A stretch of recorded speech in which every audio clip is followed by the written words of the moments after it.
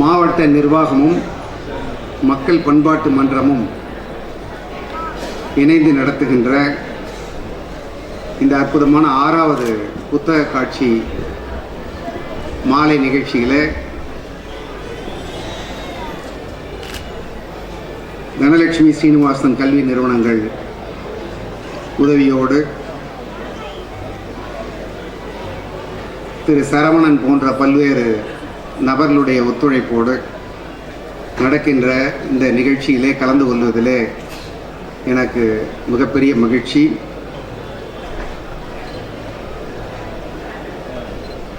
சாகித்ய அகாடமியினுடைய இந்தியாவின் தலை சிறந்த எழுத்துக்கான விருதினை பெற்றிருக்கின்ற காவல் கோட்டம் என்ற அற்புதமான நாவலை எழுதி அந்த பரிசினை வென்றிருக்கின்ற திரு சு வெங்கடேசன் அவர்களே, தனலட்சுமி ஸ்ரீனிவாசன் கல்வி நிறுவனங்களுடைய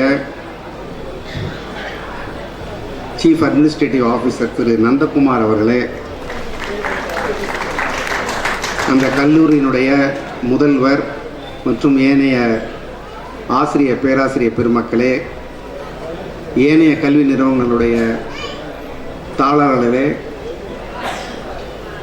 மாணவர்களே, பேராசிரியர்களே, பொதுமக்களே, உங்கள் அனைவருக்கும் என்னுடைய மாலை வணக்கம்.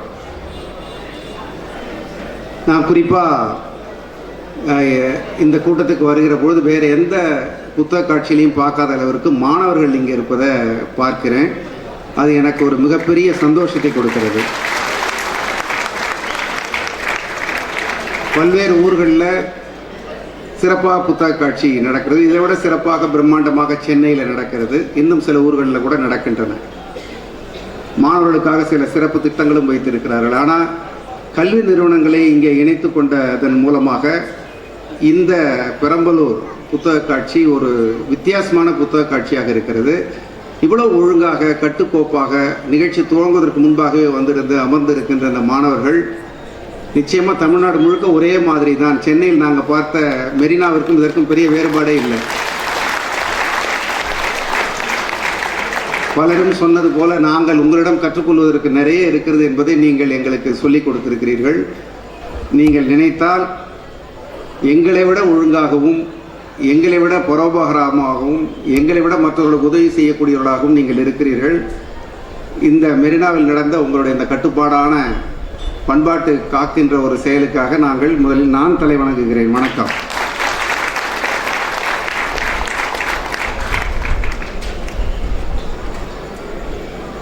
இப்போ சமீபத்தில் ஒரு புள்ளி விவரம் வந்திருக்கு. அந்த புள்ளி விவரம் சிலர் நீங்கள் பார்த்துருக்கலாம். பணம் தொடர்பான ஒரு புள்ளி விவரம்.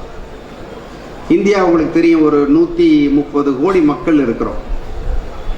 அந்த புள்ளி விவரம் என்ன சொல்லுதுன்னா 1.3 கோடி, ஒரு 1,30,00,000 பேருங்கிறது 1%. அதில் மொத்தத்தில் இந்தியாவில் இருக்கிற மொத்த செல்வத்தை கிட்டத்தட்ட 60% செல்வம் 1% மக்களிடம் இருக்கிறது.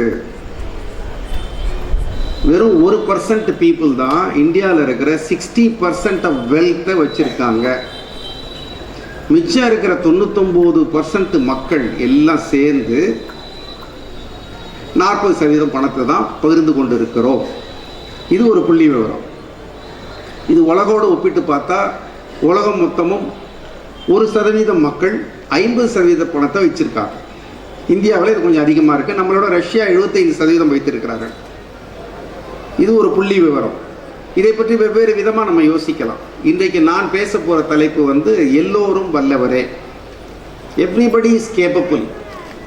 கேப்பபிலிட்டி இல்லாதவர்கள், வல்லமை இல்லாதவர்களே இல்லை என்பதை பேச தான் நான் வந்திருக்கிறேன். அந்த விதத்திலேருந்து நான் இதை பார்க்கிற பொழுது அப்போது 1% மக்கள் மற்ற எல்லாரையும் விட வலுவாக இருக்கிறார்கள். பணத்தில் மட்டும்தானா இந்த வேறுபாடு என்று பார்த்தா உலகத்தில் சாதனையாளர்கள் அப்படின்னு பார்த்தீங்கன்னா ரொம்ப குறைவு. சாதாரண மக்கள் பார்த்தீங்கன்னா ரொம்ப அதிகம். இது எந்த துறையில்? விஞ்ஞானிகள் எடுத்துங்க, நிறைய விஞ்ஞானிகள் கிடையாது. நிறைய சாதாரண மக்கள், சிலர் ரொம்ப பெரிய விஞ்ஞானிகள். அறிஞர்கள் பிளாட்டோ, அரிஸ்டாட்டில், திருவள்ளுவர், அந்த மாதிரி நீங்கள் யாரை எடுத்துக்கிட்டாலும் அவருடைய எண்ணிக்கையும் சொற்பம். ஆனால் சாதாரண மக்களுடைய எண்ணிக்கை ரொம்ப அதிகம். தலைவர்கள் எடுத்துக்கிட்டிங்கனாலும் அப்படி தான். காந்தி, நேருலேருந்து நீங்கள் பெரியார்லேருந்து நீங்கள் எந்த தலைவருடைய எண்ணிக்கை குறைவு. சாதாரண மனிதர்கள் தலைமை பண்பை வெளிக்காட்டாமலே தங்கள் வாழ்க்கையை முடித்து கொண்டவருடைய எண்ணிக்கை ரொம்ப ரொம்ப அதிகம். விளையாட்டு வீரர்கள், கலைஞர்கள், படைப்பாளிகள், போர் வீரர்கள், பெரிய சாகசம் பண்ணுறவங்க, கைவினைஞர்கள், தொழிலதிபர்கள், யாரை பார்த்தீங்கன்னாலும் சாதனை பண்ணுகிறவருடைய எண்ணிக்கை ரொம்ப குறைவு. நான் இந்த சாதனை எப்படி பார்க்குறேன்னா, ஒரு பிறப்பு, நாம் இப்போ பிறந்திருக்கிறோம், ஏதோ ஒரு ஊரில் ஏதோ ஒரு பேரில் ஒரு பெற்றோருக்கு ஒரு மனித பிறவி எடுத்திருக்கிறோம். அடுத்த பிறவி பற்றி நமக்கு தெரியாது. இங்கே இருக்கிற இன்னும் சிலர் இன்னும் ஒரு 60 ஆண்டுகள் வாழலாம், 70-80 ஆண்டுகள் வாழலாம். சிலர் இன்னும் 30-40 ஆண்டு தான் வாழப்போம். அதுக்கப்புறம் இல்லை. இந்த ஒரு பர்த்துக்கு நம்ம என்ன நியாயம் பண்ணுறோம்? பல பேர் நம்மளை மாதிரி இருக்கிற சாதாரண மனிதர்கள் பல்வேறு விதங்களில் என்னென்னமோ சாதிச்சிருக்காங்களே, அதே மாதிரி மனிதனான நாம் ரொம்ப சாதாரணமாக இருக்கிறோமே. பல பேர் சாதாரணமாகவே போயிடுறாங்களே, ஏன்? பிரச்சனை எங்கே இருக்குது? ஏன் அவர்கள் சாதனையாளராக மாற முடியாதுங்கிறது தான் என்னுடைய கேள்வி. அதுக்கான பதில் தான் என்னுடைய பேச்சு. இப்போது தேச அளவுலேயும் சாதனையாளர்கள் இருக்காங்க. நான் சொன்னது எல்லா ஆஸ்பெக்ட்லேயும் நீங்கள் பார்க்கலாம். ஸ்போர்ட்ஸு, சயின்ஸு, இன்வென்ஷன்ஸு, இண்டஸ்ட்ரியில், லீடர்ஷிப்பில், எல்லாத்துலேயுமே தேச அளவில் இருக்காங்க. நீங்கள் ஒரு கல்வி நிறுவனத்தை எடுத்துங்க. சில பேர் ரொம்ப ரொம்ப ஸ்மார்ட், ரொம்ப அச்சீவர்ஸ். எழுத்துலகம் எடுத்துக்கங்க, சில பேர் ரொம்ப எக்ஸ்ட்ராடினரி அச்சீவர்ஸ். நிறைய பேர் ஆல்சோ ரேங்க், சும்மா சாதாரணமாக கும்பலில். அப்போது எல்லா இடங்களையும் அமைப்புகள் எடுத்துங்க. சில பேர் அமைப்புகளில் ரொம்ப பிரமாதமாக இருக்காங்க, சில பேர் அமைப்புகளில் கூட சாதாரணமாக இருக்காங்க. குடும்பங்கள், எல்லா விதங்கள்லேயுமே இந்த மாதிரி ஒரு மிகப்பெரிய வேறுபாடு இருக்கிறது. இப்போ நான் ஒரு 30 வருஷம் வேலை பார்த்ததெல்லாம் மனிதவளத்துறையில், பல்வேறு நிறுவனங்களில், ஹெச்ஆரில், பெப்சிகோ, வேர்ல்பூல், டாக்டர் ரெட்டிஸு, பிஹெச்இஎல், பல நிறுவனங்களில் நான் வேலை பார்த்துருக்கேன். ஒரு 50,000 ஊழியர்களை பார்த்துருக்கேன். நாங்கள் என்ன சொல்லுவோம் அந்த மனுஷங்களை பற்றி? பொதுவாக 2 விஷயம் சொல்லுவோம். ஒன்று, அவன் என்ன பண்ணியிருக்கான். இப்போ உங்களை பொறுத்த வரைக்கும் உங்களுடைய மார்க்கு, உங்கள் பெர்ஃபார்மன்ஸ். ஸ்டூடெண்ட்ஸ் எடுத்துக்கிட்டான், நீ என்னப்பா மார்க் வாங்கியிருக்க, இவ்வளோதான் நீ உனக்கு அடையாளம். நீ 60 மார்க், இவன் 80 மார்க், அவன் சென்டம், இவன் கிளாஸ் ஃபஸ்ட்டு என்பது ஒரு அடையாளம். இதுக்கு பேர் பெர்ஃபார்மன்ஸ். என்ன செயல்பட்டீர்களோ அது. நீங்கள் தொழிலில் வியாபாரம் பண்ணீங்க, எவ்வளோ வளர்ந்துருக்கிறீங்க, நீங்கள் பல விதங்களில் நீங்கள் என்னெல்லாம் அடைஞ்சிருக்கிறீங்களோ அது உங்களுடைய பழைய காலத்தைய முந்தைய செயல்பாட்டினுடைய ஒரு அடையாளம். நாங்கள் இதை மட்டும் பார்க்கக்கூடாதுன்னு மனிதவளத்துறையில் சொல்லுவோம். மாணவர்களுக்கும் அது பொருந்தும். பெர்ஃபார்மன்ஸுங்கிறது நடந்து முடிஞ்சது. பார்க்க வேண்டியது பொட்டென்ஷியல். பொட்டென்ஷியல்னா எதெல்லாம் சாத்தியம். இப்போது சில பேர் இவ்வளோதான், ஆனால் இவனால் இவ்வளோதான் முடியுமான்னா, இல்லை இதுக்கு மேலே எவ்வளோ முடியும், செய்ய மாட்டேங்கிறான், படிக்க மாட்டேங்கிறான், அக்கறை எடுத்துக்க மாட்டேங்கிறான், உழைக்க மாட்டேங்கிறான். அவனை பற்றி சொல்கிறாங்க. முடியும், செய்யலை. முடிஞ்சது பெர்ஃபார்மன்ஸ், செய்ய சாத்தியம் இருப்பதெல்லாம் பொட்டென்ஷியல். அப்போது முளைச்ச விதைக்கும் முளைக்காமல் சும்மா போகிற விதைக்கும் இருக்கிற வித்தியாசம் தான் பெர்ஃபார்மன்ஸும் பொட்டென்ஷியலும். ஒரு விதை ஒரு முழு ஆலமரமாகிறதுக்கான எல்லா சாத்தியக்கூறுகளும் விதைக்குள்ளே இருக்குது. ஆனால் எல்லா விதையும் முழு மரமாகிறது இல்லை. இப்போ மனிதர்களும் அப்படி தான். விதை மாதிரியே எல்லா சாத்தியக்கூறும் எல்லாருக்கும் ஒரே மாதிரி இருக்குது. ஆனால் எல்லா கொடையும் விரிவதில்லை, எல்லா விதைகளும் முளைப்பதில்லை, தேவையான அளவுக்கு கிளை பரப்புவதில்லை, விரிவதில்லை. ஏன்? யார் பிரச்சனை? இப்போது ஒரு விதை நல்லா முளைக்கணும் அப்படின்னா மண் சரியாக இருக்கணும், தண்ணி சரியாக இருக்கணும், அதுக்கு எதுவும் வந்து சுற்றி மேய்ஞ்சிடக்கூடாது, பல பிரச்சனைகள் நம்ம சொல்லுவோம்.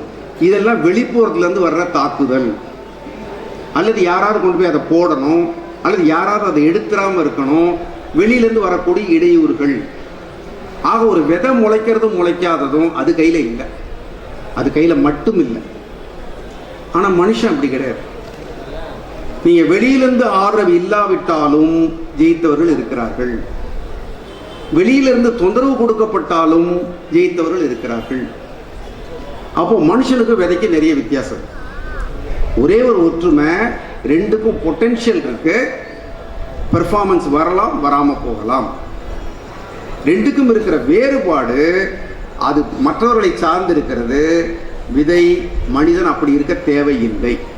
ஆனால் பல பேர் வாழ்க்கையில் இப்படியே முளைக்காத விதையா சாதாரணமாக உழைச்சி தேஞ்சு அசிங்கப்பட்டு அவமானப்பட்டு கௌரவம் இல்லாமல் செத்து போகிறாங்க. தேவையா? நம்மளால் முடியக்கூடியதை நாம் செய்ய முடியாதா?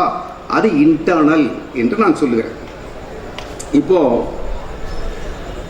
இதுக்கு சாதனையாளர்கள் சில பேர், நான் சாதனையாளர்கள் சொல்கிற போதெல்லாம் நீங்கள் எல்லா ஆஸ்பெக்டையும் நினச்சிக்கணும். படிப்பில், விளையாட்டில், சமூக சேவையில். இப்போ நீங்கள் அப்படி முளைச்ச ஒரு விதை தான் அன்னை தெரசா. நீங்கள் வந்து தொழிலதிபர் மட்டும் சாதனையாளர் இல்லை, ஒரு சேவையினுடைய உச்சத்தை தொட முடியும்னா அதுக்கு ஒரு ஆள் இருக்காங்க. தியாகத்தினுடைய உச்சத்தை தொட முடியும்னா ஒருத்தங்க இருக்காங்க. சுதந்திர போராட்டத்தினுடைய உச்சத்தை தொட முடியும்னா ஒருத்தர் இருக்காங்க. நீங்கள் வந்து தெக்கட்டும் போகிற மாதிரி சூரியன் 4 பக்கமும் கதிரை பரப்புற மாதிரி நீங்கள் எந்த திசையில் வேணால் பயணிக்கணும். அதுதான் மனுஷனுக்கு மரியாதை. அதுதான் நம்ம முழுமையாக பயன்படுத்தியதுக்கான அடையாளம். சோர்ந்து சோம்பி ஒன்றும் இல்லாமல் ஒரு பதர் மாதிரி போயிடக்கூடாது அப்படின்னு நான் சொல்கிறேன். இப்போது சாதனையாளர்களுக்கும் சாதிக்காதவர்களுக்கும் இருக்கிற வித்தியாசம் என்ன அப்படின்னு பார்க்குறதுக்கு முன்னாடி இது 2 பேருக்கு இருக்கிற ஒற்றுமையை நான் சொல்லிடுறேன். இப்போது எல்லாருக்கும் ஒரே மாதிரி மூளை இருக்கு. எனக்கு ரொம்ப பிடிச்ச விஞ்ஞானி வந்து ஆல்பர்ட் ஐன்ஸ்டைன். ஐன்ஸ்டைன் இறந்த பிறகு ரொம்ப முயற்சி பண்ணி இந்த ஆளுக்கு மூளை ரொம்ப பெருசாக இருந்திருக்கும், கனமாக இருந்திருக்கும், அடர்த்தியாக இருந்திருக்கும்லாம் சந்தேகப்பட்டு இறந்த பிறகு அவருடைய தோண்டி எடுத்து உடச்சி தலையை அளந்து பார்த்துட்டான். முடிவு என்ன தெரியுமா? சாதாரண மனுஷனுக்கு இருக்க மாதிரி தான் இருந்திருக்கும். மூளையும் மனதும் எல்லோருக்கும் ஒன்று போலவே படைக்கப்பட்டிருக்கிறது. சாதித்தவர்களுக்கும் சாதிக்காதவர்களுக்கும், அடிமைகளுக்கும் ஆண்டான்களுக்கும், ஆசிரியர்களுக்கும் மாணவர்களுக்கும், வெற்றியாளர்களுக்கும் தோல்வியாளர்களுக்கும் எல்லாருக்கும் மூளையும் மனசும் ஒரே மாதிரி இருக்கு, கொடுக்கப்பட்டிருக்கு. அப்போ 2ம் ஒரே மாதிரி இருக்க ஏன் வித்தியாசம்? ஏன் சில பேர் இப்படி, ஏன் பல பேர் அப்படி? இப்போ எங்கேயாவது ஒரு இடத்துல வித்தியாசம் வரணும். அந்த வித்தியாசம் எதில் வந்திருக்கும்? பயன்படுத்துறது. இப்போ ஒரு பையன் ஃபாரின் போயிருந்தான். அங்கே போயிட்டு திரும்பி வர்றபோது சந்தோஷமாக தன்னுடைய அம்மா, அப்பா, தம்பி 3 பேருக்கு 3 செல்ஃபோன் வாங்கினாங்க. ஆண்ட்ராய்டு ஃபோன், விலை மதிப்பு மிக்க ஃபோன் வாங்கின்னு வந்து அம்மாட்ட கொடுத்தோம். எனக்கு இருக்கிற இந்த பெரிய ஃபோன்னு கேட்டாங்க அம்மா. இல்லைம்மா நீ வச்சுக்கோ, நான் சம்பாதிக்கிறேன், நீ வச்சுக்கோ. சரி, அப்பா ஒன்று கொடுத்தான். நல்லா இருக்குடா, விலை என்னன்னாரு, வச்சுக்கப்பா, நல்ல ஃபோன். தம்பிக்கும் கொடுத்தான். அந்த ஆண்ட்ராய்டு ஃபோனில் அந்த அம்மா என்ன பண்ணுவாங்க, இதை வச்சு நீ என்ன பண்ணுறதுன்னா, கால் வந்ததுன்னா, மணி அடிச்சதுன்னா இப்படி தள்ளு, பச்சையை தள்ளு, பேசலாம். பேசி முடித்த பிறகு இப்படி தள்ளினீங்கன்னா நின்றோம். On off. சரிப்பா. அப்பா கேட்டார். அப்போ சிலது சொல்லி கொடுத்தான். 2 வருஷம் கழித்து திரும்பி வந்தான். வந்தபோது அம்மா 2 வருஷமாக அந்த ஆண்ட்ராய்டு ஃபோனில் ஆன் ஆஃப் மட்டும் பண்ணிட்டு இருந்தாங்க. அப்பா வந்து ஆன் ஆஃப் தவிர யாராவது ஃபோன் பண்ணாங்கன்னா அவங்க பேரை அவருக்கு சேவ் பண்ணிக்க தெரியும். தேவைன்னா அவங்க பேரை கண்டுபிடிச்சி கால் பண்ண தெரியும். அம்மாவோட கூடுதல். தம்பி இருக்கான் இல்லையா, அதில் மொத்தம் ஒரு 16 ஃபங்க்ஷன் இருக்கு. மியூசிக்கு என்னை விட உங்களுக்கு எல்லாம் நல்லா தெரியும். எல்லா ஃபங்க்ஷனும் பண்ணிவிட்டு அண்ணன் வந்தவுடனே இதுக்கு அடுத்த மாடல் ஃபோன் தான் கேட்பான். அவன் கொடுத்த ஃபோனு 3 பேருக்கும் ஒரே மாதிரி. ஃபோன் வித்தியாசம் இல்லை, மூளையும் மனசும் ஒரே மாதிரி. வித்தியாசம் அந்த 3 பேருக்கு தான் பயன்படுத்தினதில் இருக்கு. அவ்வளோ பெரிய ஃபோனை, அவ்வளோ விஷயங்கள் இருக்கிற ஒரு ஃபோனை ஒரு அம்மா ஆன் ஆஃப், இன்னொருத்தர் ஆன் ஆஃப் கான்டாக்ட் சேவ். இது ஃபோனினுடைய குற்றமா, பயன்படுத்திய ஒரு குற்றமா? பயன்படுத்திய குற்றம். அந்த ஆண்ட்ராய்டு ஃபோனோட பிரமாதமான ஃபோனு இங்கே, அதையெல்லாம் கண்டுபிடிக்கிறது இங்கே இருக்கு. எல்லாருக்கும் ஒரே மாதிரி. நான் சொல்லுவேன், நம்முடைய மூளை என்பது ஒரு அற்புதமான எந்திரம், மிஷின், அற்புதமான எந்திரம். இதை வந்து திருப்பி மறுவடிவமைக்கணும்னா பல லட்சம் கோடி ரூபாய் தேவைப்படுமா.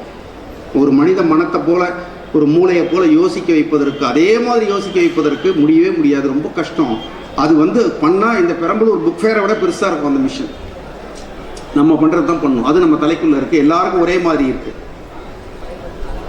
இது ஒரு அற்புதமான மிஷின் அப்படின்னு சொன்னால், சில பேர் இந்த மிஷினை இன்னும் பேக்கிங்கே பிரிக்கலை, உண்டாந்ததோட சரி, சாவர வரைக்கும் அவன் பேக்கிங்கை பிரிக்கிறது இல்லை. இந்த மிஷினை பேக்கிங் பிரிக்காதவங்களாம் கை தூக்குங்க, நான் என் ட்ரைனிங்கில் கேட்பேன். கொஞ்சம் பேர் தூக்குவாங்க, இங்கே கூட இருப்பாங்க. இந்த மிஷினை இன்னும் பேக்கிங் பிரிக்காதவங்க கை தூக்குங்க பார்க்கலாம். சில பேர் ரொம்ப விவரமானவங்க தூக்குவாங்க, ஏன்னா நான் இன்னும் ரொம்ப என்னை பற்றி அடக்கமாக நினைக்கிறேன் அப்படிம்பாங்க. இவ்வளவு அற்புதமான மிஷினை ஐன்ஸ்டீனே 10% தான் பயன்படுத்தியிருக்கார். இந்த மூளையை, இந்த மனசை, இந்த உறுதியை செஞ்சுதான் அவங்கிற நாம் எடுத்துக்கிறது, இது எல்லாத்துலேயும் தான் மனிதர்கள் வேறுபட்டோம். எல்லாருக்கும் பொட்டென்ஷியல் இருக்கு, எல்லார்கிட்டையும் பெர்ஃபார்மன்ஸ் இல்லை. பொட்டென்ஷியல் கொடுக்கப்பட்டிருக்கு, பெர்ஃபார்மன்ஸு நாம தான் செய்யணும். பயன்படுத்துறது மட்டும்தான் வேறுபாடு. நாம் பயன்படுத்தாம, இந்த ஆல்பர்ட் ஐன்ஸ்டைன் நான் சொல்கிறேன் இல்லையா, அவர் ரிலேட்டிவிட்டி தியரி பெரிய ஃபிசிக்ஸ் மாஸ்டர். அவர் உலகத்தினுடைய ரொம்ப அடிப்படையான கண்டுபிடிப்புகளை எல்லாம் செஞ்ச ஒரு மாபெரும் விஞ்ஞானி. அவரை கேட்டாங்க, பல பேர் புகழறாங்க. அப்போ அவர் சொன்னார், இவ்வளோலாம் என்ன புகழாதீங்க அப்படின்னு. என்ன சார் உங்களை புகழக்கூடாதுன்றீங்க, நீங்கள் எவ்வளோ பெரிய ஆள், என்ன ஒன்றும் இல்லைங்க, அப்போ எப்படி சார் இவ்வளோ நீங்கள் செஞ்சீங்க? ஒரு அற்புதமான பதில் சொன்னார் அவர். அந்த பதில் நான் ரொம்ப ரொம்ப ரொம்ப யோசிக்கிறேன். ஒரு முறை யோசிக்கிற போதும் எனக்கு நிறைய ஊக்கம் கொடுக்குது அந்த பதில். முக்கியமான பதில். அவர் சொன்னதை ஆங்கிலத்தில் முதல்ல சொல்லிட்டு பின்னாடி தமிழில் சொல்கிறேன். அவர் சொல்கிறாரு, I am not smarter than any of you. நான் உங்களில் யாரை காட்டிலும் புத்திசாலி இல்லை. யாரை? எல்லாரையும் பார்த்து சொல்கிறார். இப்போ இங்கே நீங்கள் ஒரு 500 பேர் 600 பேர் உட்கார்ந்துருக்கீங்கன்னா, நானும் இங்கே சொல்லுகிற ஐன்ஸ்டீன் மாதிரி உங்கள் யாரை காட்டிலும் நான் புத்திசாலி இல்லை. நான் மட்டும் இல்லை, யாரும் யாரை காட்டிலும் கூடுதல் புத்திசாலியே கிடையாது.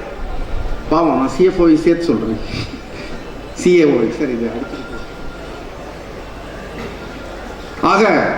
அப்போ அவரை கேட்டாங்க, இவ்வளவு சாதிச்சுட்டு பொய் சொல்றீங்க, நீங்கள் எங்களை விட புத்திசாலி இல்லைன்னா எங்களை விட எப்படி சார் நீங்கள் இதெல்லாம் கூட பண்ணியிருக்கீங்க? எங்களுக்கு புரியவே இல்லை. E = mc². உங்களுக்கு சில பேருக்கு தெரிஞ்சிடும்.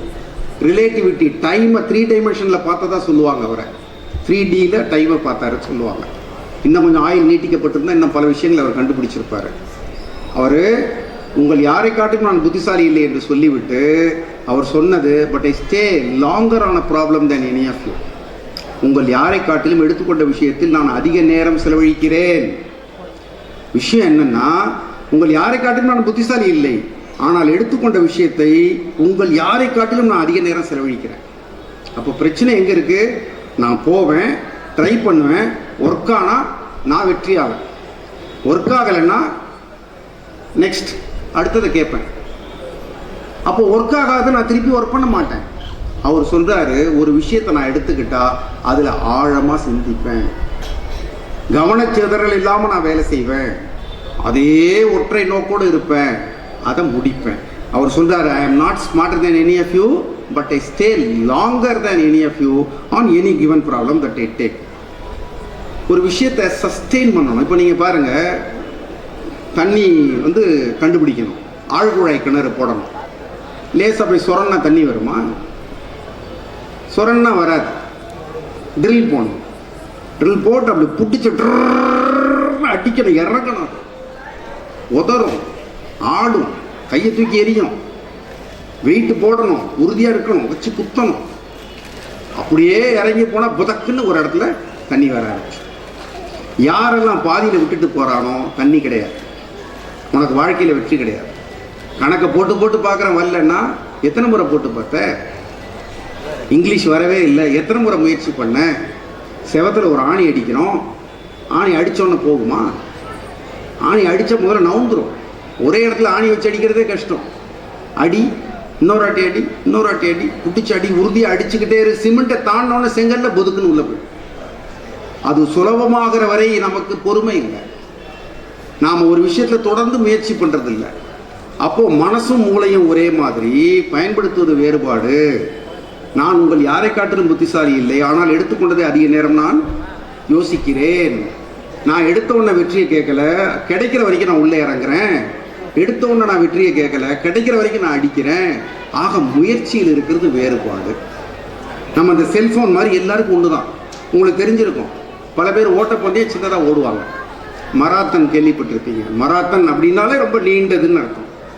ஒரு மராத்தன், ஃபுல் மராத்தனுடைய தூரம் எவ்வளோ தெரியுங்களா? 42.195 கிலோமீட்டர். 42 கிலோமீட்டர். இங்கேருந்து கிட்டத்தட்ட அரியலூரோட அதிக தூரம் இருக்கலாம். 42 கிலோமீட்டர். 42 கிலோமீட்டர் ஓடணும். முதல்ல ஓடையில் நீங்கள் பார்த்தீங்கன்னா தொலைக்காட்சியில் காமிப்பாங்க. நிறைய பேர் கலர் கலராக ஜெட்டி பனியன்லாம் போட்டுக்கிட்டு தண்ணி குடிச்சிக்கிட்டு அப்படி இப்படின்னு பெரிய வீரா வேஷம் பண்ணிக்கிட்டு ஓடுற மாதிரி பண்ணிக்கிட்டு இருப்பாங்க. அப்புறம் சைடில் போய் சூப் குடிப்பாங்க. அப்புறம் போய் உட்காந்துருப்பாங்க, கதை பேசுவாங்க, எல்லாம் பண்ணுவாங்க. கடைசியாக ஓடி வர்றவங்க பார்த்தா 10 பேர் இருக்கும். அப்போது நீங்கள் 2வது கிலோமீட்டரில் விட்டுட்டு போகிறவன், 5வது கிலோமீட்டரில் விட்டுட்டு போகிறவன், 7வது கிலோமீட்டரில் விட்டுட்டு போகிறவன்லாம் தான் உலகத்தில் சாதாரண மனிதர்கள். அவனுக்கும் வலிக்கும். உசைன் போல்ட் சொல்லுவார், பெயின் இஸ் டெம்பரரி. அவரை கேட்டாங்க, எதுக்கே 3 முறை கோல்டு, எதுக்கே எவ்வளோ அலைஞ்சிட்டு இருக்க, எவ்வளோக்கே எவ்வளோ ப்ராக்டிஸ் பண்ணிட்டு இருக்கிற, உனக்கு சிரமமா இல்லையா என்று. உலகத்தினோட ஒலிம்பிக்கில் 3 முறை 2004, 2008, 2012, 16 வாங்கிக்கிட்டே இருக்கார் கோல்டு. அவரை கேட்டாங்க, அப்போ அவர் சொன்னார், வலி என்பது தற்காலிகம், சாதனை நிரந்தரம். அந்த நேரம் வலிக்கும், இந்த வலி மறந்து போயிடும். வாழ்க்கை முழுக்க நீ இப்படி நிற்கலாமே. ஒரு கௌரவமான மனிதனாக, ஒரு சாதனையாக, நானும் எல்லார மாதிரி இருந்தான் என்று பெற்றோரை தூக்கி உயர்த்தி நிறுத்தி யார்கிட்டையும் கை கட்டாமல், யார்கிட்டையும் கெஞ்சிக்கிட்டு இருக்காம, எல்லோரும் அனுபவிக்கிற எல்லா வசதிகளையும் நாம் அனுபவித்து வாழ தகுதியுடைய, வாழ வேண்டிய மனிதர்கள். ஆனால் நம்மக்கிட்ட இருக்கிற செல்வத்தை மேலேயும் தலையிலையும் நெஞ்சிலையும் இருக்கிறதை விட்டுட்டு வெளியில் கையேந்தி கொண்டு இருக்கிறோம். நம்ம இதில் ஒர்க் பண்ணாலே நம்ம வந்துடலாம். இந்த செல்வத்தில் பாகுபாடு என்பது கிடையவே கிடையாது. எவரெஸ்ட் ஏறினாரு ஹில்லாரி, பெரிய ஆளு, வெள்ளைக்காரன், காசு வச்சிருக்கான், அவனுக்கு ஒரு ஆர்வம் இருக்கு, அவனுக்கு எவரெஸ்ட் ஏறணும் என்று ஆசை. கூட போன டென்சிங்கு ஒரு மூட்டை தூக்குற கூலி, மூட்டை தூக்கி யார் யாரோ ஏறுறானா நம்மளும் ஏறுவோம் என்று ஆசைப்பட்டு ஏறி அவனும் ஏறி விட்டான். ஃபர்ஸ்ட் ஏறினதுல 29,040 அடி உயரம். 4000-5000 அடி போனாலே ஆக்சிஜன் இருக்காது, மூச்சு திணறும், தலை சுத்தம். நீங்கள் ஊட்டிக்கு போயிருக்கலாம், வேறு இடங்களுக்கு போயிருக்கலாம். முத்துராமன் நடிகர் ஊட்டியில் தான் ஒரு ஜாகிங் போய் இறந்தே போனார், ஆக்சிஜன் பத்தலை என்று சொல்லுவார்கள். 29,000 அடி உயரம் போறானே. சஸ்டெயின், ஒரு விஷயத்தை எடுத்துக்கிட்டா நில்லு, உறுதியாக நில்லு, இதை நான் செய்வேன், என்னால் முடியும், எவனுக்கோ உலகத்தில் சாத்தியமாக இருக்குது, எனக்கேண்டா சாத்தியமாகாது, நான் செய்வேன் என்பவர்கள் சாதிக்கிறார்கள்.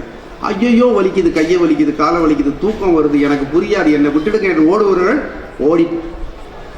நீ சாதாரணமாகவே இருந்து சாவதற்கு கடவை. ஆனால் நம்மக்கிட்ட எல்லாம் கொடுத்துருக்காங்க. இதை பயன்படுத்துவதும் பயன்படுத்தாததும் நம்ம கையில் இருக்க. மராத்தன் போல, எவரெஸ்ட் போல தொடர்ந்து செய்யணும், ஆழமாக யோசிக்கணும், தொடர்ந்து செய்யணும், ஆணி அடிக்கிறது மாதிரி உள்ளே இறங்கணும். இப்போது பெட்ரோல் எங்கே கிடைக்கும்? எத்தனை கிலோமீட்டர், கிட்டத்தட்ட 2 கிலோமீட்டர் கீழே போகணுன்றான் பெட்ரோல் கிடைக்க. நீ பூமிக்கு வெளியில் தேடினீன்னா உனக்கு பழைய சாக்லேட் பேப்பரோ சிகரெட் பேப்பரோ குப்பையும் தான் கிடைக்கும். உள்ள நோண்டுனா தான் தங்கமும் வைரமும் கிடைக்கும். நான் என்னுடைய மனதோட ஒரு சிட்டிங் என்ற புத்தகத்தில் நான் சொல்லியிருப்பேன், மனதுங்கிறது, மூளைங்கிறது ஒரு பெரிய ட்ராவல் பண்ண வேண்டிய இடம். நாம் அதிகமாக பயணம் செய்ய வேண்டியது நம்ம மூளைக்குள்ளார, நம்ம மனசுக்குள்ளார. நம்மளை நாம் வெல்ல வேண்டும் என்பது தான் அதில் முக்கியம். ஒரு ஃபர்னஸ் இருக்குது, டெம்பரேச்சர் குறிப்பிட்ட அளவு வந்தால் தான் கேக்கு வேகும். சூடு குறைவாக இருந்தால் மாவாகவே இருக்கும். எல்லாத்துக்குமே ஒரு சஸ்டெனன்ஸு தேவைப்படுது. ஏன் ஒரு விஷயம் இப்படி இருக்குது? இப்போ ஒரு விஷயத்தை தொடர்ந்து செய்யணும், வெற்றி பெறணும் என்றால் எல்லோரும் போகிற வழியில் நம்ம போக வேண்டும் என்பது இல்லை. இன்றைக்கு இந்த உலகம் வந்து அற்புதமான உலகம். இப்போ என்னுடைய பெற்றோர், என்னுடைய பாட்டனாரெலாம் இருந்ததை விட நான் ரொம்ப அற்புதமான உலகத்தில் இருக்கேன். என் பிள்ளைகள் அதை விட அற்புதமான உலகத்தில் இருக்காங்க. அவ்வளோ வாய்ப்பு இருக்குது. பெரம்பலூரில் 50 வருஷம் முன்னாடி புக் ஃபேர் நடக்குமா? இப்படி வந்து யாராவது பேசுவாங்களா? இவ்வளோ புத்தகங்கள் கிடைக்குமா? இப்படிப்பட்ட கல்வி நிறுவனங்கள் இருக்குமா? இப்படி ஆசிரியர்கள் வருவார்களா? அவர்களுக்கு கிடைக்கல. பெண் பிள்ளைகள் அனுப்புவாங்களா படிக்க? கிடைக்கல. இன்றைக்கு வாய்ப்புகள் இருக்கிறது, நாம விட்டுவிடக்கூடாது. ஐன்ஸ்டீன் சொல்றார் திரும்ப, நீ எதையாவது பார்த்தீங்கன்னா இது ஏன் இப்படி இருக்கு என்று யோசி. வேறு சிலவற்றை பார்த்து இது ஏன் வேறு விதமா இருக்கக்கூடாது என்று யோசி. அவர் சொல்றாரு, நாலேஜ் இல்லையா இன்டெலிஜென்ஸு, கற்பனை திறன் தான் intelligence. It's not knowledge that is intelligent, it is the creativity and imagination தான்ற. இப்போ பல பேருடைய இமேஜினேஷன் தான் இந்த மைக்கு. ஏன் ஒரு இடத்துல பேசினா எல்லாருக்கும் பெருசாக கேட்கக்கூடாது? நீங்கள் பார்த்துருப்பீங்க பழைய கற்கோட்டைகள்ல எல்லாம் நம்மளுடைய ராஜாக்கள் ஆண்ட இடத்துல எல்லாம் ராஜா பேசினா கூட எல்லாருக்கும் கேட்காது. ராஜா கூட குதிரையில் தான் போயாகணும், ராஜா கூட ஏசி இல்லாமல் தான் படுத்தாகணும், ராஜா கூட ஓலையில் தான் எழுதி ஆகணும். நீ யாராக இருந்தால் என்ன, உங்கள் காலத்தில் அதெல்லாம் கண்டுபிடிக்கல, எங்கள் காலத்தில் கண்டுபிடிச்சிருக்கோம். இன்றைக்கி சாதாரண கூட எல்லாத்தையும் பயன்படுத்துவோம். ஆக மனித மூளை கொண்டு வந்திருக்க எல்லாத்தையும் எவனோ யோசிச்சிருக்கான், ஏன் இது இருக்கக்கூடாது இப்படி. இது எல்லாம் சாதாரண மனிதர்கள் செய்த சாதனைகள், எல்லாம் அறிவை மட்டுமே வச்சு யூஸ் பண்ணியிருக்காங்க. அந்த அறிவு எல்லோருக்கும் இருக்கிறது, பயன்படுத்துவதில் தான் நாம் வேறுபடும். இப்போ நான் என்ன விழுப்புரம் கிட்ட ஒரு இடத்துக்கு நான் பேச போயிருந்தேன். தொழுதூர்னு ஒரு ஊர். என்னை முதல் நாள் இரவு தங்க சொன்னாங்க, மறுநாள் நாங்கள் போகணும். அந்த அறையில் நான் தங்குறேன். என்ன பண்ணேன், நான் நைட்டு டாய்லெட் போகலான்னு போனேன். என் ஃபோன்லாம் டேபிளில் வச்சுட்டு டாய்லெட்டுக்கு ரூம்குள்ளார போனேன். ரூம்குள்ளார போய் முகத்தை கழுவிட்டு திருப்பி கதவை தரலாம், திறக்க முடியல, கதவு சிக்கிக்கிச்சு. இப்போ ஃபோனு ரூமில் இருக்குது, நான் இந்த பாத்ரூம்குள்ளே இருக்கேன். என்னை அழைச்சிட்டு வந்தவங்க போயிட்டாங்களா என்னன்னு தெரில. நாளைக்கு நான் பட்டமளிப்புகளால் நான் தான் பட்டம் கொடுக்கணும், நான் பாத்ரூம்குள்ளே மாட்டிக்கிட்டு இருக்கேன். எவ்வளோ விழுத்தாலும் கதவு வர மாட்டேங்குது. அப்புறம் அந்த வெண்டிலேட்டர் மேலே ஏறி, பக்கெட் மேலே ஏறி, நல்ல வேலையாக கீழே நின்றுருக்கவரை கூப்பிட்டு அவர் அப்புறம் மாற்று சாய் போட்டு கதவை திறந்து, நான் தாப்பா போடல, நல்ல வேலை வெளிக்கதவை, என்னை காப்பாற்றினாங்கன்னு வச்சுக்கோங்க. அவரை கேட்டேன் என்னென்னு, கதவு கொஞ்சம் சிக்கிக்கிச்சுன்னாரு. அப்போ தான் நான் எல்லோரும் வல்ல வரையில் ஒரு புத்தகம் எழுதுறதுக்கு எனக்கு டாப்பிக்கே கிடைச்சது. அதுக்கு பேர் என்னன்னா டீட்டெயில். ஒரு விஷயத்தை செய்வோம், முறையாக செய்ய மாட்டோம். ஆழமாக யோசிக்கலைன்றவங்கள தீர்க்கமாக யோசித்து ஒரு விஷயத்தை செய்கிறது இல்லை. ஒரு கதவு போடுறியே, அந்த கதவு மூணுனா திறக்க பண்ணி பார்க்கணும். எது உள்பக்கம் போனால் உள்ளே இருக்கவனை இடிக்கும், வெளிப்பக்கம் வந்தால் வெளியில். அந்த பைப்பை திறந்தேன் நான், தண்ணியை என்னுடைய நல்ல சட்டை மொத்தத்தையும் நினச்சிருச்சு. சர்ன்னு அந்த பேசனில் அடித்து அதுலேருந்து மேலே ஃபவுண்டன் மாதிரி தெளிக்குது. இப்படியா ஒரு பைப் போடுவேன். முதலாளி நல்ல காசு கொடுத்துருக்காரு, செயல்திறன் இல்லை, யோசிக்கிறது இல்லை, ஏனோ தானோ என்று இருப்பவர்கள் எப்படி சாதனையாளர் ஆவாங்க? இதை தான் நான் டீட்டெயில்னு சொல்கிறேன். நீங்கள் எந்த வேலையை செய்தாலும் யோசிச்சு பாருங்கள். டீட்டெயிலுக்கு நல்ல உதாரணம் சொல்கிறதுனா, ரயிலில் போயிருப்பீங்க, எத்தனை ஊர்களில் ரயில்வே ஸ்டேஷன் இருக்குது, அத்தனை ஊருக்கும் இந்த ரயில் வருது. ஒரு இடத்துலையாவது ரயில்வே பிளாட்ஃபார்முக்கும் அந்த ரயில்வே படிக்கட்டுக்கும் இடையில வேறுபாடான இடைவெளி பார்த்துருக்கோமா? ஒரு ஊரில் ஒரு மாதிரி பூமி, ஒரு விதமான ஏற்றத்தாழ்வுகள் இருக்கும். எத்தனையோ பேர் வேலை பார்த்தது, எப்படி அழகாக ஒரு ஒர்க் பண்ணியிருக்காங்க, எத்தனை ஆண்டுகளாக ஓடிக்கொண்டிருக்கிறது, எத்தனை லட்சம் பயணிகள் போய் கொண்டு வந்து கொண்டிருக்கிறார்கள். செய்வதை நேர்த்தியாக செய்வதற்கு ஒரு மனப்பான்மையும் அக்கறையும் ஆழமாக யோசிக்கிறது வேணும். ஆழமாக யோசிக்கிறதுனா ஐன்ஸ்டீன் மாதிரி எல்லாம் யோசிக்க வேண்டும் என்பது இல்லை. நீ எதை செய்தாலும் அதை தீர்க்கமாக யோசிச்சு செய். பயன்பாட்டாளர்களுடைய தேவையிலிருந்து யோசி, உனக்கு வெற்றி வரும். ஆப்பிள் ஐஃபோனை பண்ண ஸ்டீவ் ஜாப்ஸுடைய திறமை என்ன? குழந்தை கூட பயன்படுத்துகிற மாதிரி ஒரு ஃபோனை உருவாக்கிட்டாங்க. தே கால் இட் யூசர் ஃப்ரெண்ட்லி. பயன்படுத்துவோர் என்னெல்லாம் அவன் தேடுவான், இப்படியெல்லாம் யோசிப்பான், எவ்வளோ சுலபமாக்கணும். இதுதான் மூளைக்குள்ளார டிராவல் பண்ணுறது, இதுதான் யோசிப்பது, இதுதான் ஆழ உழுவது, இதுதான் செவத்தில் ஆணி அடிக்கிறது. நீங்கள் என்ன வேலை செய்கிறீங்களோ அதை பற்றி சிந்திங்க. அந்த வேலையில் நீங்கள் பெரிய ஆள் ஆகிடுவீங்க. குழந்தைகளுக்கு சொல்லிக் கொடுப்பது கஷ்டன்றாங்க, மாணவர்களுக்கு சொல்லிக் கொடுப்பது கஷ்டன்றாங்க. நீ எதை சொன்னால் அவனுக்கு புரியும், எப்படி சொன்னால் புரியும், எப்படி அதில் யோசிங்க. நீங்கள் ஒரு துப்புரவு தொழிலாளியாக இருந்தால், ஜப்பானில் ஒரு துப்புரவு தொழிலாளி இருக்கார், அவர் சுத்தம் பண்ணுவதை பார்ப்பதற்கு வெளிநாட்டு விருந்தினர்கள் காத்திருப்பாங்க. உலகத்திலேயே மிகச்சிறந்த துப்புரவு தொழிலாளி இவர் தான். நீ எதுவாக வேணாலும் உலகத்தில் நீ சிறந்தவனாயிரு. நீ எதை செய்தாலும் அதில் இருப்பதற்கான வாய்ப்புகள் இருக்கு. இப்போ டீட்டெயில்ஸ்னா சில பேர் பேப்பர் எப்படி படிப்பாங்க தெரியுங்களா? நியூஸ் பேப்பர் கொடுத்தா 5 நிமிஷத்தில் பேப்பர் படிச்சுட்டாங்க. என்ன பார்க்குறாங்க? தலைப்பு செய்தி மட்டும் பார்ப்பாங்க. அதற்கு மேலே அவர் டீட்டெயில் கேளுங்க, இருக்காது. டீட்டெயில்னா விவரம் இருக்கா? நீங்கள் பார்த்தீங்கன்னா தலைப்புச் செய்தி கொட்டை எழுத்தில் இருக்கும், இத்தனை காலம் அப்படின்னு சொல்லுவாங்க. அதுக்கடுத்து ஒரு அடித்தலைப்பு இருக்கும். அதுக்கப்புறம் கொட்டை எழுத்தில் கொஞ்சம் அதில் ஒரு சம் கொடுத்துருப்பாங்க, அதை இன்னும் கொஞ்சம் விரிவாக. அதற்கு கீழே முழு விவரமும் இருக்கும். பல பேர் வாழ்க்கை முழுக்க தலைப்புச் செய்தியோடு முடித்து போகிறாங்க. செய்தி படிக்கிறதுல மட்டும் இல்லை, எல்லா செயல்பாடுகளும் தலைப்பு செய்தி போல. ஒரு கோர்ஸ் படிச்சிருப்பான், அந்த கோர்ஸ் பற்றி கிட்ட தெரியும். 10 டிப்ளமா வாங்கியிருப்பான், ஒரு சப்ஜெக்டும் அவனுக்கு தெரியும். பிஇ எலக்ட்ரிக்கலே படிச்சிருக்கான். எங்கள் வீட்டில் 2 பேர், நான் சொல்லக்கூடாது, மரியாதையாக இருக்காது, ஃபியூஸ் போட தெரியாது. அப்போ நீங்க உள்ள இறங்கணும். வேடிக்கைக்காக சொல்றேன், நல்ல பிள்ளைங்க 2 பேர் ரொம்ப நல்ல பிள்ளைங்க, என்ன ரெக்கார்ட் பண்றாங்க. ஆக ஒரு விஷயத்தை நீங்க செய்தா அதுல வேறு எவரும் ஒரு ஆலோசனை சொல்லுகிற அளவிற்கு, ஒரு மேம்பாடு சொல்லுகிற அளவுக்கு யோசித்தால், சொல்லிவிட்டால் நாம யோசனையை நாம குறைத்து கொண்டு விட்டோம் என்றார். இதை பார்த்தா தாண்டா பெஸ்ட் என்று எழுந்து போயிடும். தி பெஸ்ட் என்று சொல்ல வேண்டும். அதற்கான எல்லா சாமர்த்தியமும் நம்மிடம் இருக்கிறது. அக்கறையும் வேலையும் இல்லை. வெற்றி பெறுகிறவர்களுக்கும் வெற்றி பெறாதவர்களுக்கும் வல்லவர்களுக்கும் சாதாரணர்களுக்கும் ஒரே ஒரு வித்தியாசம், அக்கறையும் ஈடுபாடும் செயல்பெறணும். அது மட்டும்தான். வல்லுநர்கள் எதையும் மேலோட்டமாக விட மாட்டாங்க. இப்போ 1903 நம்ம பேசிட்டு இருக்கிறது 2017. 1903 எவ்வளோ? 104 வருஷம் முன்னாடி போகலாம். பேக் ரீவைண்ட் பண்ணி போனால் டிசம்பர் மாதம் 17ஆம் தேதி நார்த் கரோலினான்னு ஒரு இடம் அமெரிக்காவில் என்ன நடந்தது? 2 பேர் சகோதரர்கள் சைக்கிள் கடை வச்சிருந்த பசங்க. ஒருத்தன் பேர் ஆர்வில்லி, இன்னொருத்தன் பேர் வில்ஃபர். இவங்கள தான் ரைட் பிரதர்ஸ்ன்னு சொல்லுவாங்க.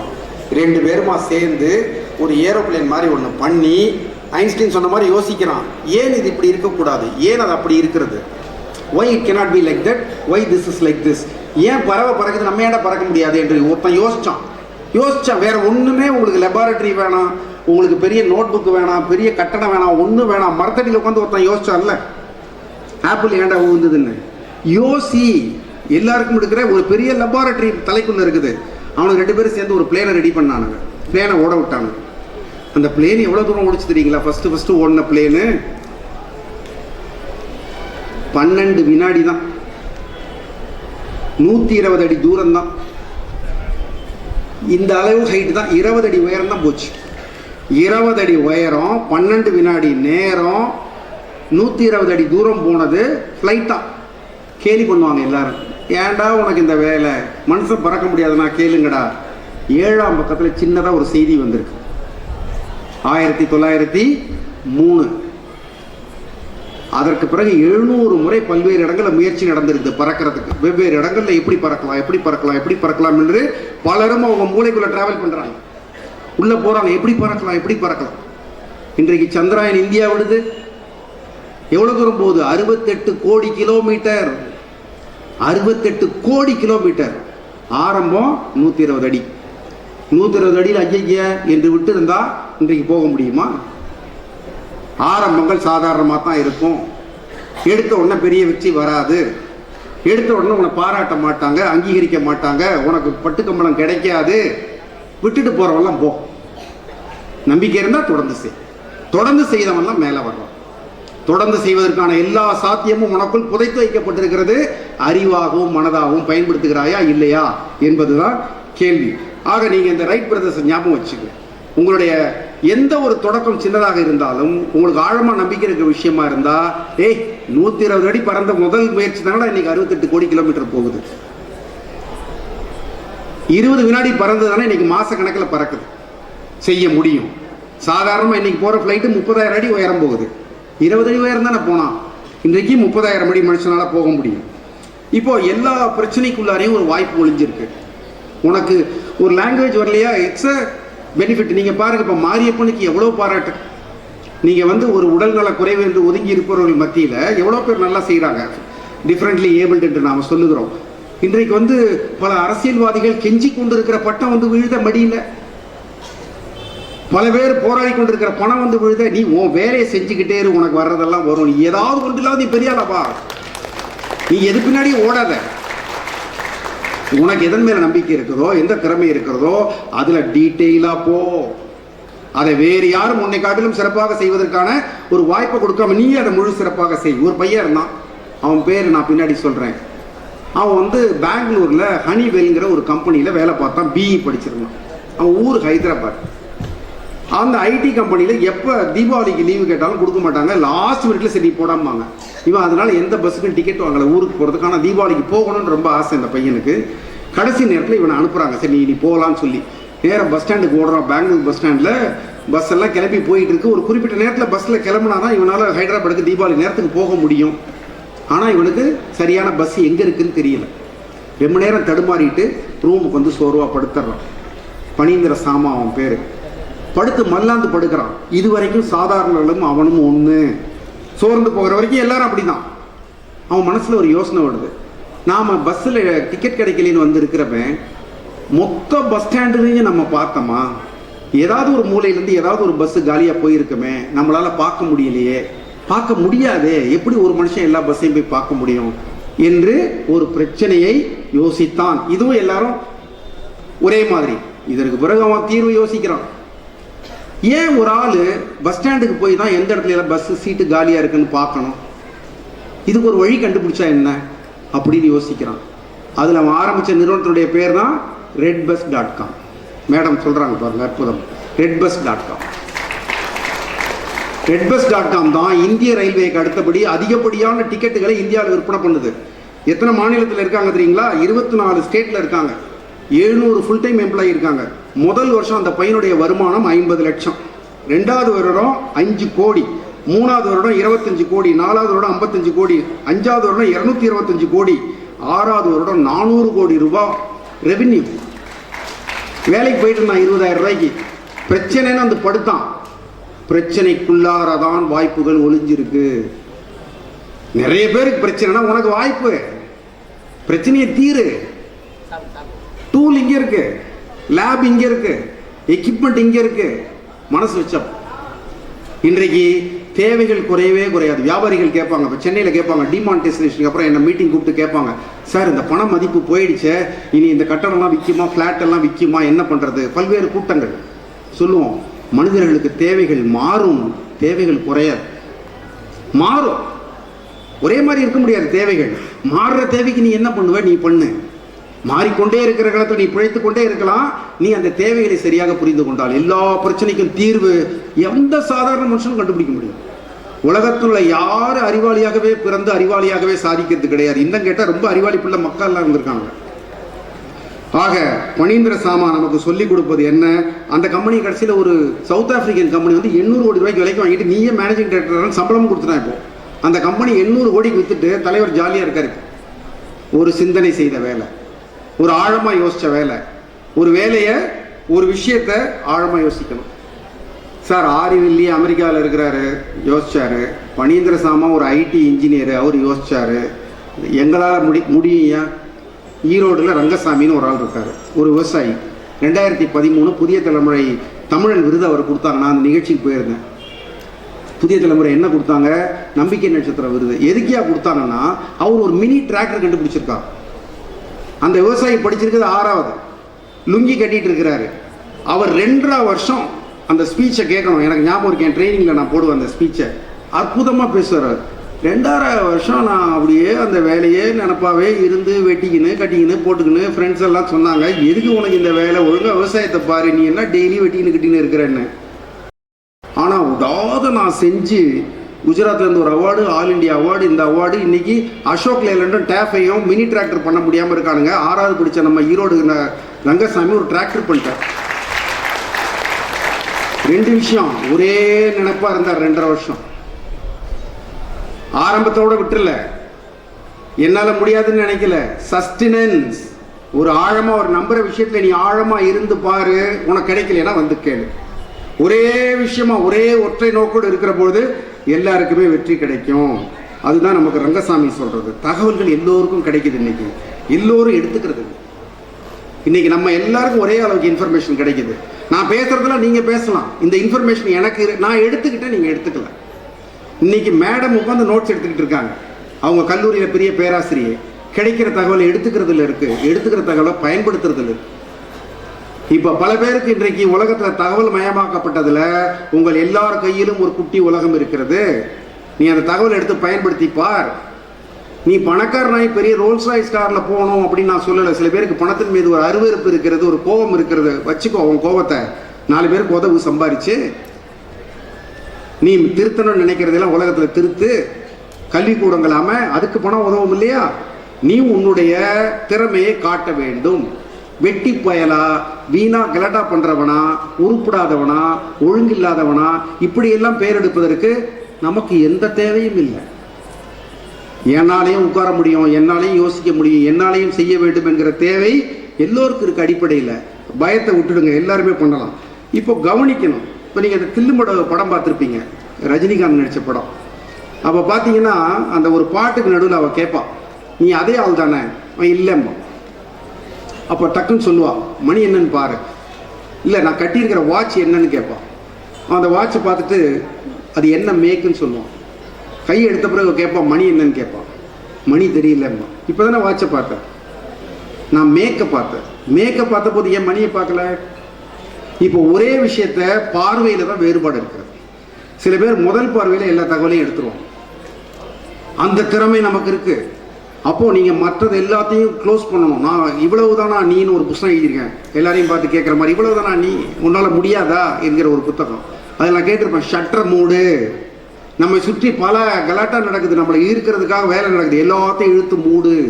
எப்படி யோகி எல்லாம் கண்ண முடிக்கணும் ஒரு இடத்துல போய் உட்காந்துடுறாங்களோ, காட்டுக்கு போகலாம். நம்ம எங்கே காட்டுக்கு போகிறது? இன்னைக்கு வீட்டில் இருந்து ஷட்டர் மூடணும். ஒரு இடத்துல இருந்து கொண்டே அங்கே இல்லாமல் இருக்க முடியணும்.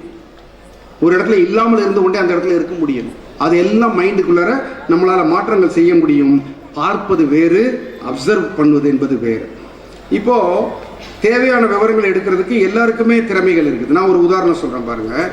இப்போ உங்களுக்கு தெரியும், இன்றைக்கு அம்மை ஒழிக்கப்பட்டிருக்குது, நாட்டில் கிடையாது, பெரிய மே கிடையாது. ஆங்கிலத்தில் அந்த ஸ்மால் பாக்ஸ்ன்னு சொல்லுவாங்க. இதனுடைய ஆரம்பம் என்னன்னா, முன்னாடி லட்டோ அப்படின்னு ஒரு டாக்டர் இருந்தார். அம்மையெல்லாம் ஒழிக்கப்படுறதுக்கு முன்னாடி ஒரு வெளிநாட்டில். அந்த லட்டோங்கிற டாக்டருக்கு கூட ஜென்னர்னு ஒரு ஆள் இருந்தார். அவங்க ஜென்னர்னு இப்போ ஞாபகம் வந்துடும் யாருன்னு. அவர் ஜென்னர் கூட உதவியாளன் ஒருத்தராக அம்மைக்கு வருவாங்க.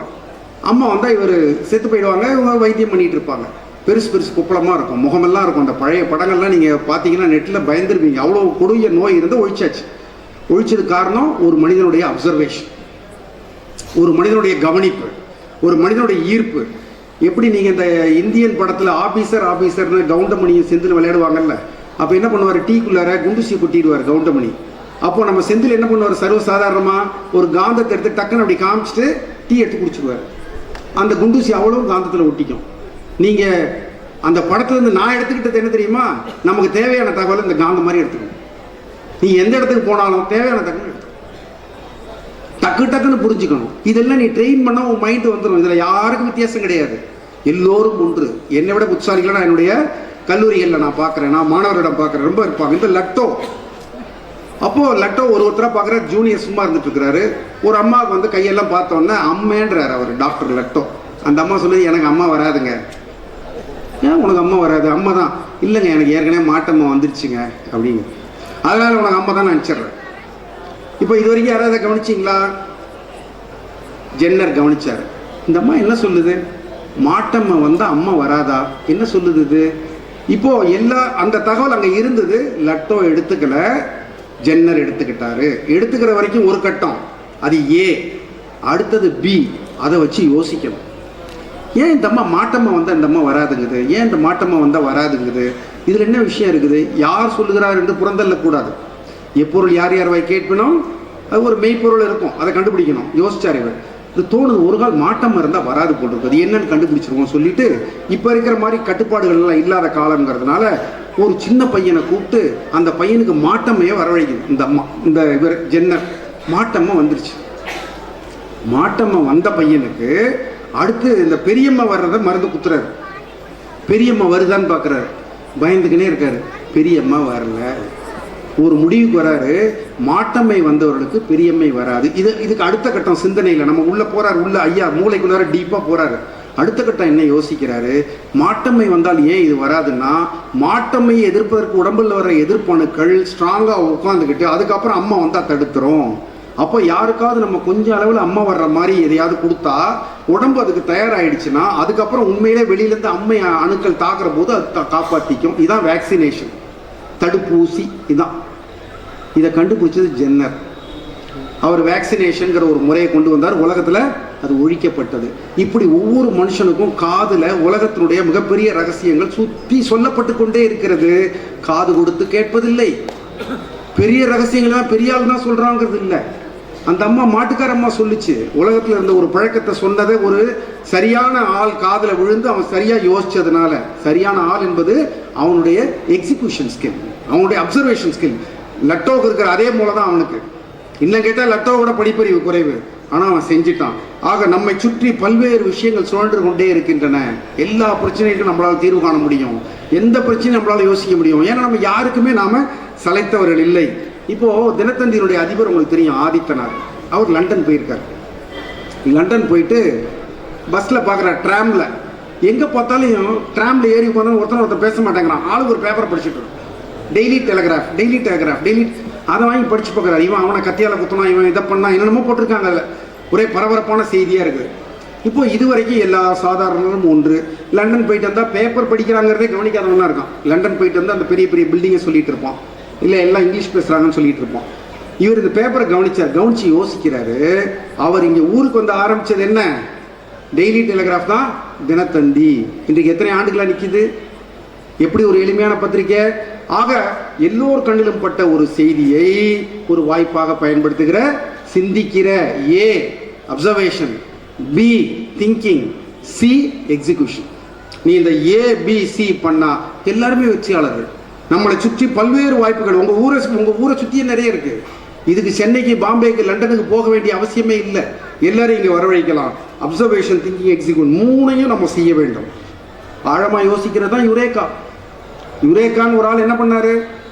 தங்கமும் வெள்ளியும் கலந்துருக்கான்னு கண்டுபிடிக்க சொன்ன உடனே அதே நினப்பா இருந்தார். யாரை மாதிரி? 2.5 வருஷம் யோசிச்ச ரங்கசாமியை மாதிரி, ட்ரில் பண்ணவனை மாதிரி, ஆணி அடித்தவனை மாதிரி ஒரே விஷயத்தில் ஆழமாக யோசிச்சாரு.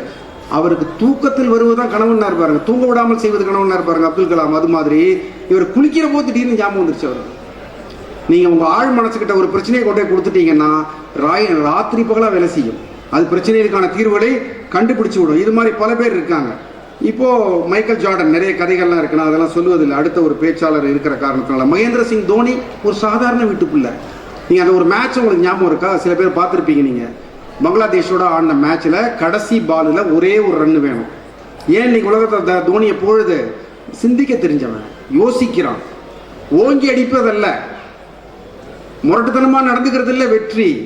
சாதுரியமாக நடந்து கொள்வது, சமயோசிதமாக நடந்து கொள்வது, நிலைமைக்கு ஏற்றவாறு நடந்து கொள்வது, தன்னை கட்டுப்படுத்திக் கொள்ள முடிவது, இது எல்லாம் தான் இந்தியா பங்களாதேஷ் நடக்குது. இந்தியாவுக்கு ரொம்ப முக்கியமான மேட்ச்சு.